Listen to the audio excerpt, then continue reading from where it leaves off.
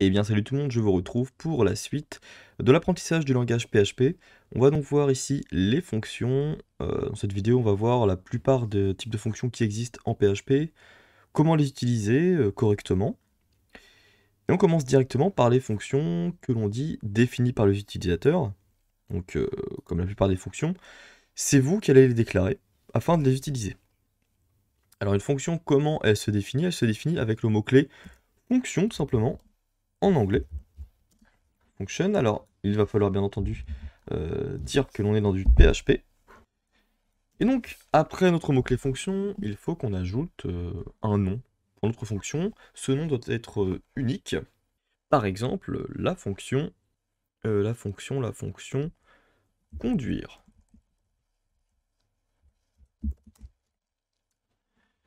On utilise des parenthèses après notre mot-clé qui va du coup être notre fonction nommée.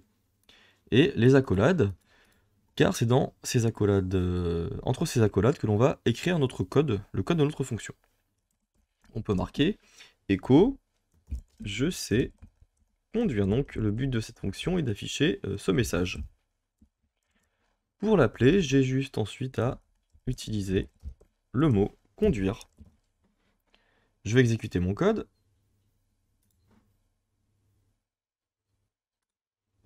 Alors il faut que j'active une extension PHP, PHP debug, et ensuite je peux exécuter mon code.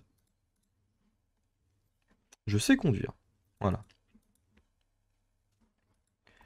Alors l'avantage d'utiliser une fonction, c'est en fait d'éviter de répéter du code inutilement.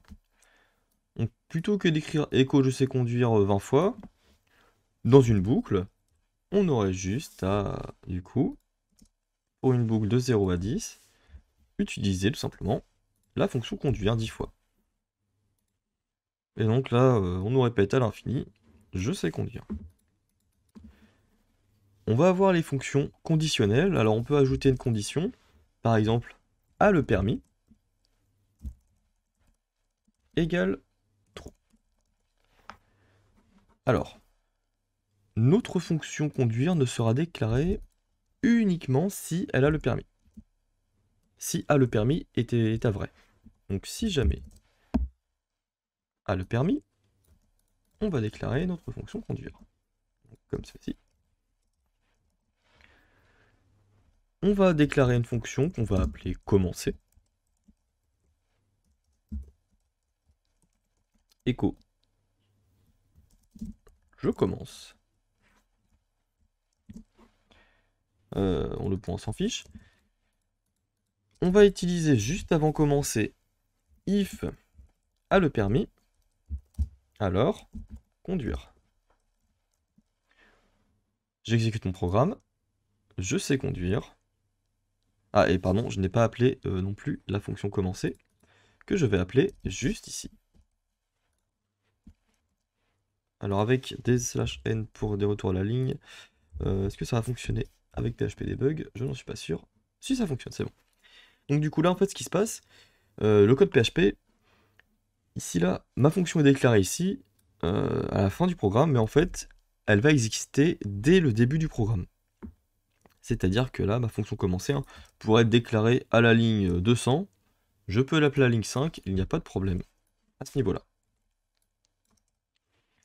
Donc à partir de ce moment-là, ma fonction existe. Par contre, alors je zoome un petit peu pour vos yeux, la fonction conduire n'existe pas encore à ce moment-là. Si je veux appeler conduire, eh bien, on va voir qu'il y a un problème. La fonction n'est pas définie. En effet, puisqu'elle est définie uniquement si la condition est vraie. Alors, la condition est vraie, vous allez me dire, mais en fait, eh bien, la condition n'a pas encore été testée. Comme la condition n'a pas encore été testée, la fonction n'a pas été déclarée. Si par contre je l'exécute juste après ceci, c'est bon. Si je mets que je n'ai pas le permis, alors du coup, il va juste uniquement y avoir « je commence » qui va s'afficher. Donc voilà pour la fonction conditionnelle. Alors on va voir aussi une fonction dans une autre fonction. Je vais reprendre du coup ceci, je vais écraser le reste. Fonction. Passer son code. Et du coup, tac. En fait, on va dire que pour conduire, il faut d'abord passer son code. Donc, ici, on va pouvoir utiliser passer son code. La fonction passer son code va en fait définir la fonction conduire.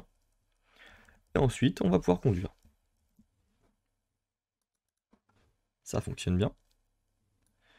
Par contre, si on fait l'inverse, si on conduit avant de passer son code, eh bien, il va y avoir un problème, la fonction conduire n'est pas définie. Voilà. Les fonctions récursives. Les fonctions récursives vont être très intéressantes lorsque vous allez voir gérer par exemple des tableaux. On va voir un exemple avec du coup une fonction qui va s'appeler manger. Alors, fonction manger. Et du coup, cette fonction va prendre un argument. Alors un argument, c'est quoi? C'est en fait une variable que l'on passe en paramètres. Alors on a beaucoup de mots-clés. Donc, entre les parenthèses de notre fonction, on peut utiliser n'importe quoi. On peut écrire vraiment n'importe quoi. On aurait pu appeler notre variable A, B, C, D, X, nourriture, voilà. Pour ma part, nourriture. Et donc, ce que l'on va faire, c'est qu'on va faire en sorte que cette fonction gère les tableaux. Alors, imaginons qu'en fait, on va du coup déclarer eh ben, notre nourriture. Oula, on sait plus écrire. Nourriture, en fait, c'est un tableau qui contient, je sais pas, banane, orange, mangue. Voilà, il va manger 3 choses. Donc on va appeler manger avec notre tableau en paramètres. Mais on veut aussi que en fait, notre fonction manger prenne en charge tout simplement manger une pomme. Alors, sans la majuscule par exemple. Alors pour prendre en compte ceci, on va utiliser du coup une condition isArray pour tester si notre paramètre nourriture est un tableau ou non.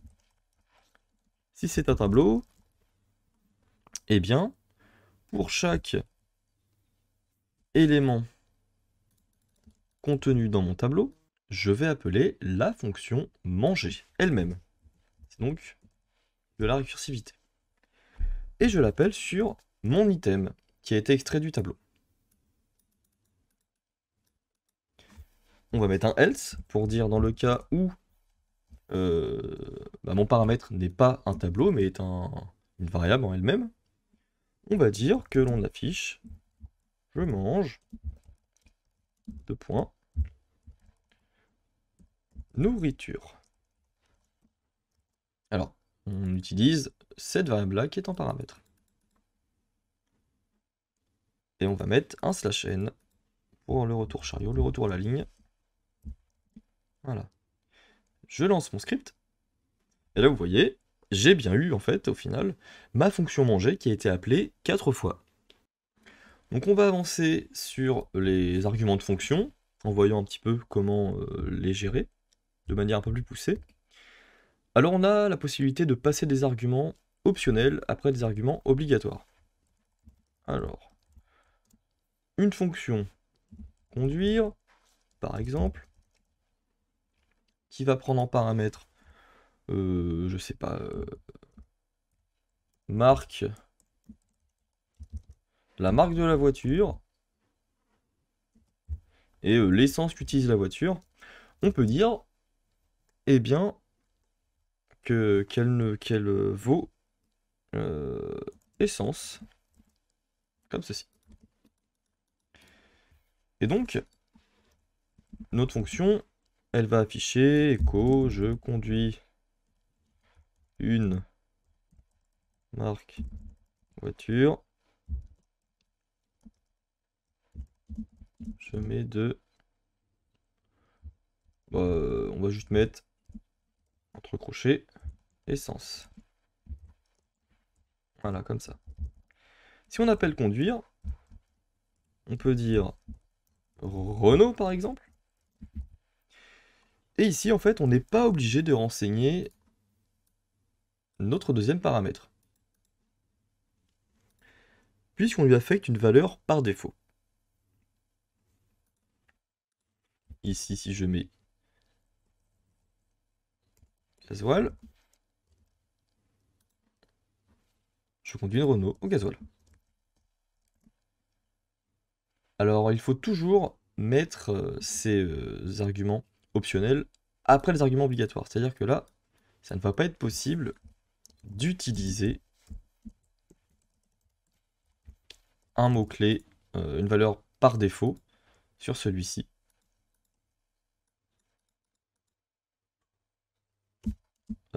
Si je mets quelque chose, ici je ne vais pas pouvoir rien mettre, ce n'est pas possible. Donc ça ne servirait à rien en fait, de mettre une valeur par défaut ici. Alors, on pourrait très bien dire qu'au départ ça vaut nul, hein, et faire une condition if quelque chose. Si if est censé égal nul, alors on fait un autre traitement. Donc voilà.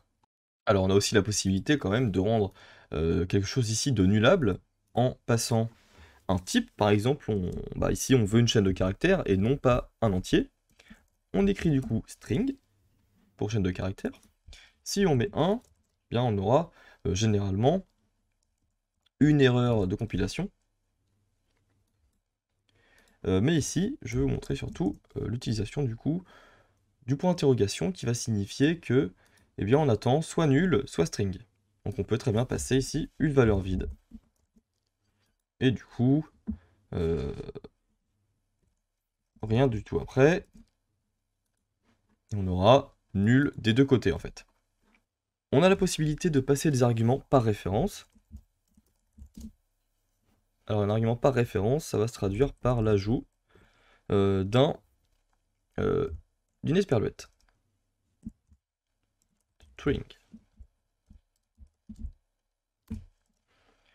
On va dire du coup qu'on va concaténer notre variable que l'on passe en paramètre.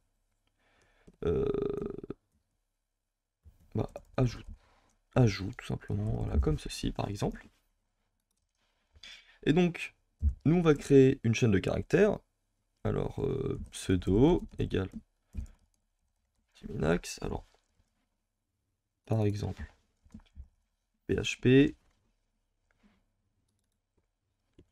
comme ceci, voilà. Et donc, si j'utilise ajouter de mon pseudo, je mets le point virgule par contre, et je fais echo pseudo. Grâce au passage de ma variable par référence, mon pseudo se voit attribuer eh bien, PHP.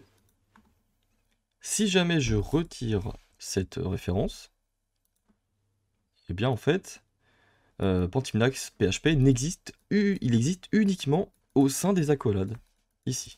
Si je fais echo string, on va voir qu'en fait, et voilà, Pantimnax PHP apparaît ici, mais pas en dehors de ma fonction. C'est grâce du coup au passage par référence. En passant l'adresse mémoire de notre variable, on a du coup l'accès partout dans le code à cette modification. Par contre, on ne pourrait pas faire ceci. Ajouter test, puisque la variable n'est pas une référence, en fait c'est une chaîne de caractères qu'on a passée sans l'avoir assignée à une variable d'abord. Donc ceci n'est pas possible.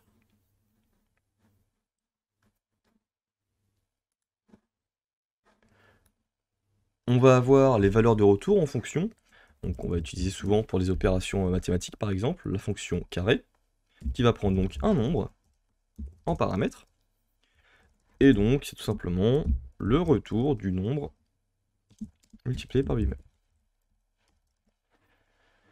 Echo carré de 16, de 4 pour avoir 16, on obtient 16. Alors en fait ici, return permet en fait d'affecter à une variable eh bien, un résultat. On peut tout simplement aussi l'afficher directement en appelant uniquement la fonction, mais on pourrait dire que carré de 4 égale carré 4. Et du coup, on afficherait cette variable ici qui contiendrait le résultat. En PHP, il est possible d'assigner à une variable une fonction. Alors, reprenons notre fameuse fonction conduire, qui du coup, echo je conduis, on en affiche je conduis. On va prendre notre fonction passer le code, et on va dire que je passe mon code. Avec nos retours à la ligne. Et donc, on va pouvoir créer une variable, fonction, égale, conduire. Donc une chaîne de caractères toute simple. Et si l'on appelle fonction avec une parenthèse, on indique en fait au PHP, au langage PHP, que l'on veut utiliser ce que contient la fonction sous forme de fonction. On veut appeler la fonction en fait, qui contient ce nom-là. Donc conduire. Si l'on utilise une fonction qui ne fonctionne pas, enfin qui n'est pas définie, on aura l'erreur call to undefined function.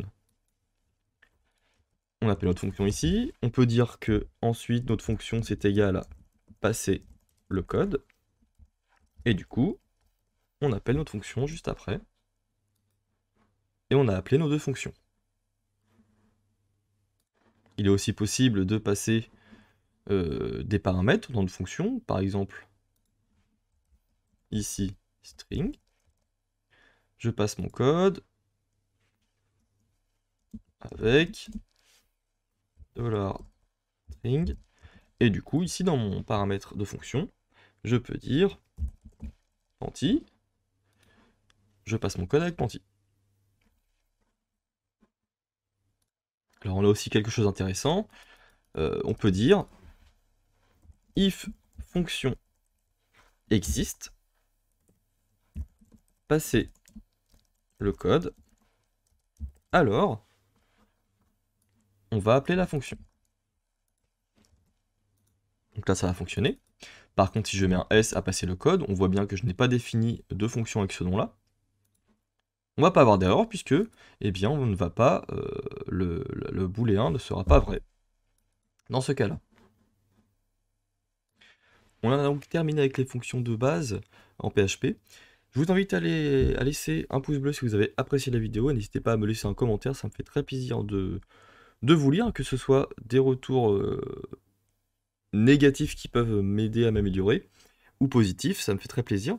Vous pouvez rejoindre mon serveur Discord si vous en avez envie dans la description de ma vidéo, me suivre sur Twitter, et je vous dis à très bientôt pour la prochaine vidéo.